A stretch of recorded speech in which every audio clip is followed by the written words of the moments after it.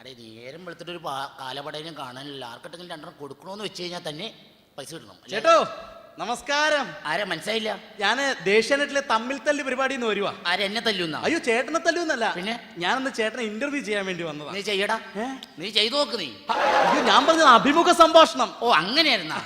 ചോദിച്ചു. അതൊക്കെ പോട്ടെ, ചേട്ടന്റെ പേരെന്താന്ന് പറഞ്ഞ? എന്റെ പേരാ സാഗർ ഏലിയാസ് ദാസൻ. സാഗർ ഏലിയാസ് ദാസൻ. ചേട്ടന്റെ പേര് കെ ദാസൻ എന്നല്ലേ ചേട്ടാ? ആ കെ ദാസൻ ആയിരുന്നു. കെ ദാസൻ എന്നൊക്കെ വല്ല പഞ്ചായത്ത് മെമ്പർമാർക്കും ഇടാ പേര്. ആ പേര് കേട്ടാ പേടിക്കൂല, അതുകൊണ്ട് ഞാൻ പേര് മാറ്റി. ഓ അപ്പൊ സാഗർ ഏലിയാസ് ദാസൻ. ദാസൻ ചേട്ടൻ ഈ നാട്ടിലൊരു വലിയ ദാതയാണ് എന്നാണ് നാട്ടുകാർ പറയണത്. അത് ശരി. മെയിൻ ആയിട്ട് കൊട്ടേഷൻ ആണ് പരിപാടി. കൊട്ടേഷൻ അല്ല ചേട്ടാ, എന്താ ഈ കൊട്ടേഷൻ എന്ന് പറഞ്ഞാൽ എന്താ മനസ്സിലായില്ല? കൊട്ടേഷൻ എന്ന് പറഞ്ഞാൽ മനസ്സിലായില്ല എനിക്ക്. എടാ ഈ കൊട്ടേഷൻ എന്ന് പറഞ്ഞാ ഞാനും എന്റെ 5-6 പിള്ളേരും കൂടി ആരെങ്കിലും സ്കെച്ച് ഇടും. സ്കെച്ച് ഇടുക അതറിയാൻ പാടില്ല. ഇല്ല. എടാ സ്കെച്ച് ഇടണമെന്ന് പറഞ്ഞാൽ നമ്മൾ ഏതെങ്കിലും കടയിൽ പോയി ഒരു പാക്കറ്റ് സ്കെച്ച് പേന മേടിക്കും. എന്നിട്ട് തല്ലാൻ പോണവന്റെ വീടിന്റെ വാതിലുള്ള വേലി, അവിടെ പൂക്കള്, പിന്നെ ഉദയസൂര്യനൊക്കെ വരച്ചു വെക്കും. എന്നിട്ട് നമ്മൾ തല്ലാനായിട്ട് അവന്റെ വീട്ടിലേക്ക് അങ്ങോട്ട് ചെല്ലും. ചെന്നിട്ട് അവിടെ കിടന്ന് മുട്ടൻ അടിയാണ്, അടിച്ച് താഴ്ത്തിടും. അത് ചേട്ടൻ അവനെ അടിച്ച് താഴ്ത്തിടും? ഞാനല്ല, അവരെല്ലാരും കൂടി എന്നെ അടിച്ച് താഴ്ത്തിടും. അങ്ങനെ. അപ്പൊ എന്റെ പിള്ളേരൊക്കെ കൂടി എന്നെ ഒരു വാരിക്കോട്ടെ ചുമന്നിട്ട് ഇങ്ങനെ ഓഹോയ് എന്ന് ആശുപത്രി കൊണ്ടുപോകും. അതാണ് കൊട്ടേഷൻ. ചില സമയത്ത് കയറിൽ കെട്ടി വലിച്ചോണ്ടാ പോണത്. കയറേഷൻ എന്ന് പറയും. അത് കയറേഷൻ. ചിലപ്പോ കട്ടിലേൽ കെട്ടി വലിച്ചോണ്ട് പോകും. അപ്പൊ അതിന് കട്ടിലേഷൻ എന്ന് പറയും. അങ്ങനെയാണല്ലേ? അങ്ങനെയാണ്. അപ്പൊ ചേട്ടൻ പാരമ്പര്യമായിട്ട് ഇങ്ങനെ കൊട്ടേഷൻ ഫാമിലിയാണ്? ഒരിക്കലും ഇല്ല. പാരമ്പര്യമായിട്ട് എന്ന് പറയുന്നത് എന്റെ അച്ഛൻ എന്ന് പറയുന്ന നാട്ടുകാരുടെ കണ്ണിലുണ്ണിയാണ്. അച്ഛൻ കണ്ണിലുണ്ണിയാണ്. നാട്ടുകാർക്കൊക്കെ എന്റെ അച്ഛന്റെ പേര് പറയുമ്പോ ഇങ്ങനെ രോമ എഴുന്നേച്ച് വെക്കും. അത്രയ്ക്ക് ബഹുമാനം. ഈ അടുത്ത വരുന്ന ഇലക്ഷൻ എന്നെ നിർത്താൻ പോകും അച്ഛന്. അത് ശരി. ഇപ്പൊ അച്ഛൻ എന്ത് ചെയ്യണം? അച്ഛനിപ്പോ കിടപ്പില്ല. എന്ത് പറ്റി? നാട്ടുകാർ തല്ലി കാലോടിച്ചിട്ടേക്ക്. അത് ശരി. അപ്പൊ ചേട്ടാ അമ്മയോ? എടാ അമ്മയെന്ന് പറഞ്ഞാൽ എന്റെ പൊന്നെന്റെ ദൈവമാണ്. അമ്മേനെ കണ്ടു കഴിഞ്ഞാൽ എനിക്ക് ഭക്തി ബഹുമാനം എല്ലാം വരും. ഞാനപ്പോ മുണ്ട് ഇങ്ങനെ അഴിച്ചിട്ട് നിൽക്കും എന്റെ അമ്മയുടെ മുമ്പിൽ. അത്രയ്ക്ക് ബഹുമാനമാണ്? അത്രയ്ക്ക് ബഹുമാനം എനിക്ക്. അത് ശരി. അമ്മ ഇപ്പൊ എന്ത് ചെയ്യണ ചേട്ടാ? അമ്മ കിടപ്പിലാണ്. എന്ത് പറ്റി? എടാ അത് കഴിഞ്ഞ വർഷേ ഒരു ദിവസം ചോറ് തന്നപ്പോ അതിൽ സാമ്പാറിന് ഇച്ചിരി ഉപ്പ് കൂടി പോയെന്ന് പറഞ്ഞ് അമ്മയുടെ നടുവിന്റെ കാലം മുടക്കാൻ ഒറ്റ അടി അടിച്ചതാ. അന്ന് വീണതാ, പിന്നെ ഇതുവരെ എണീറ്റിട്ടില്ല. അത് ശരി. അപ്പൊ നല്ല ബഹുമാനം. അത്രയ്ക്ക് ബഹുമാനമാണ്. ഇത് ഓൺ വന്നിട്ടാ. ഹലോ എടാ പട്ടി, നിന്നോട് ഞാൻ പറഞ്ഞിട്ടുണ്ടാ വിളിക്കരുതെന്ന്. എടാ എന്തെങ്കിലും ആവശ്യമുണ്ട്, ഞാൻ കുടുംബത്തിലല്ലടാ വന്നത്. ബ്ലഡി റാസ്കൽ കിടക്കടാ അവിടെ. കട്ടിയടാ ഫോൺ. ആരേട്ടാ? അച്ഛനാണ്. പിന്നെ ഇങ്ങനെയൊക്കെ ആണെങ്കിൽ പെണ്ണ് വിഷയത്തിൽ നമ്മൾ ഇടപെടില്ല. പെണ്ണ് വിഷയത്തിൽ ഇടപെടില്ല. അങ്ങനെ ചീത്തപ്പേരില്ല. ഇല്ല. നമ്മൾ ദാതമാരെന്ന് പറഞ്ഞാൽ പെൺകുട്ടികളുടെ മുഖത്ത് പോലും നോക്കില്ല. സ്ത്രീ വിഷയം നമുക്ക് ഇഷ്ടമല്ല. അത് ശരി. ചേട്ടന്റെ ഭാര്യയുടെ പേരെന്താണ്? എത്രാമത്തെ? അല്ല ഒന്നാമത്തെ ആണെങ്കിൽ വിനോദിനി, മറ്റത് സരസു, പിന്നെ കുമ്പളങ്കാരത്ത് വരുത്തില്ല, അവള് ചത്തുപോയി തോന്നണം. ഇപ്പൊ ഉള്ളത് സരസു.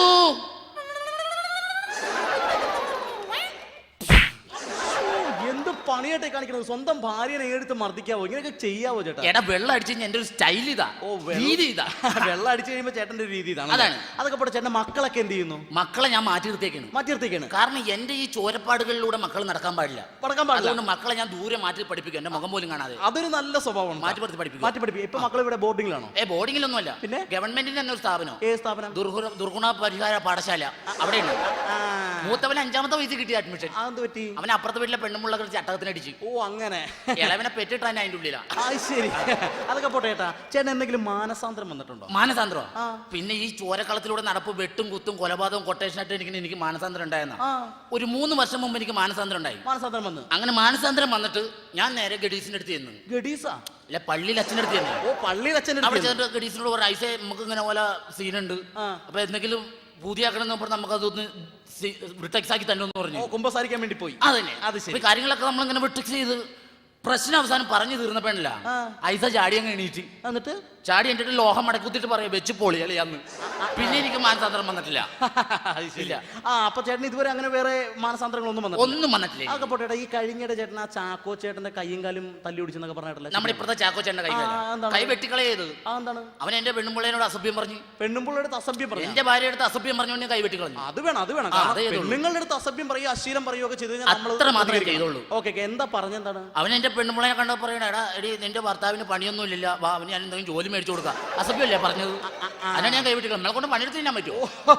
അങ്ങനെ. അപ്പൊ ചേട്ടാ, ഇത്രയും കാലത്തിനിടയ്ക്ക് ചേട്ടന് മറക്കാൻ പറ്റാത്ത എന്തെങ്കിലും അനുഭവങ്ങളുണ്ട്? അനുഭവങ്ങൾ മറക്കാൻ പറ്റാത്ത. അതായത് ഞാൻ സൗത്ത് ബസ് സ്റ്റോപ്പിൽ നിൽക്കുകയാണ്.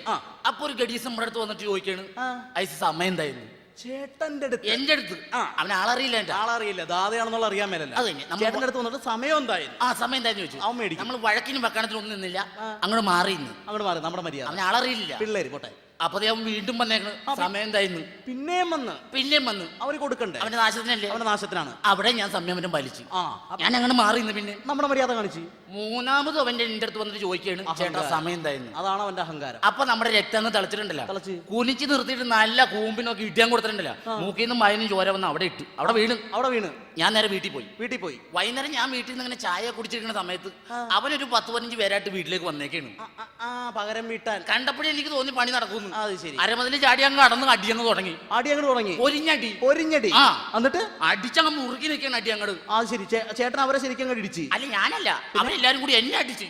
അവരെല്ലാരും കൂടി ചേട്ടനെ ഇടിച്ച്. പക്ഷെ വേറെ കാര്യമുണ്ട്, ഈ 10-15 പേര് നിന്ന് അടിച്ചിട്ടുണ്ടല്ല, നിന്നിടത്ത് ഞാൻ അനങ്ങിയില്ല. ധൈര്യം കൊണ്ടല്ല, പിന്നെ മതിലെ ചാരി തിരിച്ച് അനങ്ങാൻ പറ്റുമോ?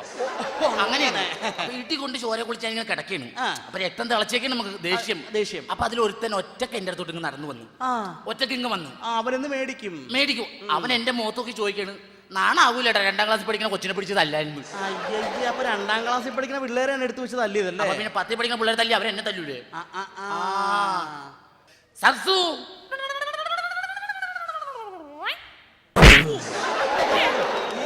പണിയായിട്ടാ കാണിച്ചത്. സ്വന്തം ഭാര്യനെ ആരെങ്കിലും എത്ര വലിയ ഗുണ്ടയാണെന്ന് പറഞ്ഞാൽ ആരെങ്കിലും എടുത്ത് മർദ്ദിക്കോ? എടാ, വെള്ളം കുടിച്ച എന്റെ ഒരു സ്റ്റൈൽ ഇതാണ്, എന്റെ രീതി ഇതാ. വെള്ളം അടിച്ചു കഴിയുമ്പോൾ സ്റ്റൈൽ ഇതാണ്. അത് തന്നെ. അതൊക്കെ പോട്ടെ ചേട്ടാ. ചേട്ടൻ ഇങ്ങനെ നാട്ടുകാർക്ക് എന്തെങ്കിലും ഉപകാരങ്ങളൊക്കെ ചെയ്ത് ഇപ്പൊ അയലത്തെ വീട്ടിൽ കല്യാണമൊക്കെ നടന്നാൽ നമ്മൾ പോയി സഹായിക്കും. ഉണ്ടാന്നാ? എടാ, അയലോകത്ത് കല്യാണം വന്നാൽ ഞാൻ ചീറിപ്പാഞ്ഞ് നടന്ന് സഹായിക്കില്ലേ? അത് ശരി. തലേ ദിവസം രാത്രി ഞാൻ അവിടെ ചെല്ലും, എന്നിട്ട് സ്ക്വാഷ് കലക്കും. പിറ്റേ ദിവസം കല്യാണം കലക്കും. അതാണ് നമ്മുടെ രീതി. അത് ശരി. അപ്പൊ തല്ലൊരുപാട് കൊണ്ടിട്ടുണ്ട്? അങ്ങനെയൊന്നുമില്ല. കെ ദാസ് ഇതുവരെ തല്ലുകൊണ്ടിട്ടില്ല. ഇതുവരെ. അപ്പൊ ഇന്നലെ എളമക്കരയിൽ വെച്ചിട്ട് ആരാണ്ട് പിടിച്ച് ഇടിച്ച് കൂമ്പുപാട്ടി? അങ്ങനെ ഒന്ന് അല്ലാതെ ഞാൻ തല്ലുകൊണ്ടിട്ടില്ല. കച്ചേരിപ്പടിയിൽ വെച്ചിട്ട് അങ്ങനെ രണ്ട് അല്ലാതെ ഇതുവരെ ഞാൻ തല്ലുകൊണ്ടിട്ടില്ല. പിന്നെ ചമ്പക്കര മാർക്കറ്റിൽ കിടന്നൊരു ചെറിയ വെട്ടും കുത്തും, അത് 3. അങ്ങനെ 3. പിന്നെ ഇതുവരെ നമ്മൾ തല്ലുകൊണ്ടിട്ടില്ല. ഇല്ല. പിന്നെ എടപ്പള്ളി ടോളിന്റെ അവിടെ വെച്ചൊരു പ്രശ്നം ഉണ്ടായിട്ട് ഇടികൊണ്ടതാ. അയ്യോ, അത് തന്നെ പട്ടി കടിച്ചതാണ്.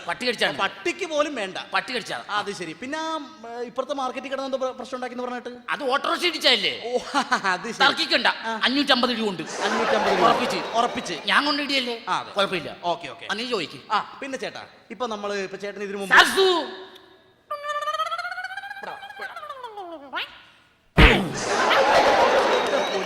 സ്വന്തം ഭാര്യനെ എടുത്ത് ഇങ്ങനെ മർദ്ദിക്കണം ശരിയല്ല. ഞാൻ ഈ കാര്യങ്ങൾ പറഞ്ഞേക്കാം.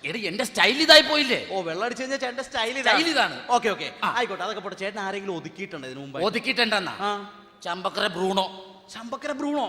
ബ്രൂണോനെ ഞാനല്ലേ ഒതുക്കിയത്. അത് ശരി. എടാ, അവൻ എന്നെ കണ്ടു കഴിഞ്ഞാൽ മുറ്റ് ഭയങ്കര സീനാണ്. അവൻ എന്നെ കണ്ടു കഴിഞ്ഞാൽ അവസാനം മലത്തി കളഞ്ഞ് ഈച്ചാർത്ത് കിടന്ന്. അത് ശരി. ചമ്പക്കര ബ്രൂണോ എന്ന് വെച്ചാൽ അത്രയ്ക്ക് വലിയ കൊലയാളിയാണ്? കൊലയാളിയല്ല, പട്ടിയാണ്. സെക്കൻഡ് ഷോ കഴിഞ്ഞ് വീട്ടിൽ കയറാൻ പറ്റില്ല, ഭയങ്കര ശല്യോട്. കൊന്നു ഞാൻ വിഷം കൊടുത്തു. അത് ശരി. കണ്ട പട്ടീനെയും പൂച്ചനെയൊക്കെ കൊന്നിട്ടാണ് നിൽക്കണത്. ശരിയാ. അതൊക്കെ പോട്ടെ ചേട്ടാ. പിന്നെ ചേട്ടൻ ഈ ദിനചര്യകളൊക്കെ എങ്ങനെയാണ്? ദിനചര്യം അത് ഭയങ്കര കൃത്യനിഷ്ഠത. അതെന്താണ്? രാവിലെ എണീറ്റ് കഴിഞ്ഞാൽ ഞാനിങ്ങനെ പിച്ച് നോക്കും. അതെന്തിനാ? ജീവൻ ഉണ്ടാന്ന് അറിയണ്ടേ നമുക്ക്? പണി ഇതാണല്ലോ. പിച്ച് നോക്കും.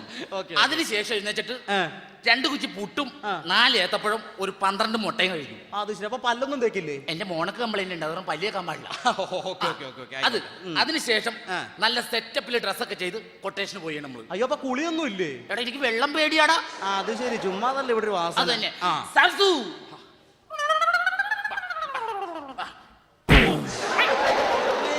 എന്റെ പൊന്നിയേട്ടാ, ഇങ്ങനെ ഭാര്യമാരെ മർദ്ദിക്കുന്നത് ശരിയല്ലട്ടാ. എടാ, എന്റെ സ്റ്റൈൽ ഇതല്ലേ? എന്റെ രീതി ഇതായി പോയി. ആയിക്കോട്ടെ. എന്റെ പൊന്നിയേട്ടാ, എന്ത് തോന്നിയ കാണിക്കണത്? എന്താണ് ഇങ്ങനെ മദ്യപിച്ചൊക്കെ നടക്കാൻ പാടണ്ട? എന്താ കാര്യം? എന്താണ് ചേട്ടൻ ഇങ്ങനെ പരസ്യമായിട്ടൊക്കെ ഇപ്പൊ പ്രത്യേകിച്ച് ഇപ്പൊ ടിവിയിലൊക്കെ ഷൂട്ട് ചെയ്യുന്ന ഒരു ഇന്റർവ്യൂ അതിന് വേണ്ടിട്ട് ഇങ്ങനെ മദ്യപിച്ചിരിക്കണം? മഹം ബോറാണ്ടതൊക്കെ. എന്ത് ബോറാണെന്നാണ് പറഞ്ഞത്? എന്ത് ബോർ? ഇങ്ങനെ മദ്യപിച്ച് ചേട്ടൻ ഇങ്ങനെ അടിച്ച് സൂചിച്ചൊക്കെ നടക്കാണല്ലേ? നീ കുടിക്കുവോ? എടാ, സുഖിച്ചാന്ന് മാത്രം പറയരുത് കുടിക്കണത്. എന്തെന്ന്? കുടിക്കണം സുഖിച്ചാന്ന് മാത്രം പറയരുത്. അടിച്ച് സൂചിച്ച് നടക്കാണല്ലോ ചേട്ടൻ ഇങ്ങനെ ജീവിതം അടിച്ച് സുഖിച്ച്. നീ ഇച്ചിരി അടിച്ചേ? ഞാൻ കഴിക്കാറില്ല. നീ ഇച്ചിരി അടിച്ചടാ. നമ്മൾ കഴിക്കൂലേ? ഒരു കവള അടിക്കുന്നേ.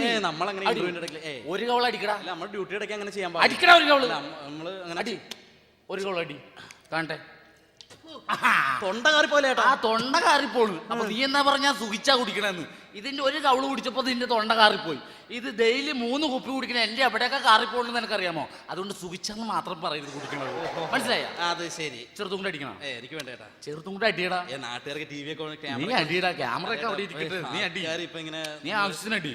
അങ്ങനെയല്ല. എടാ, അടിയടാ. ആവശ്യത്തിന് അടി. അടിയോ മുടുക്കരി. ഇപ്പൊ എങ്ങനെയാ സരസു?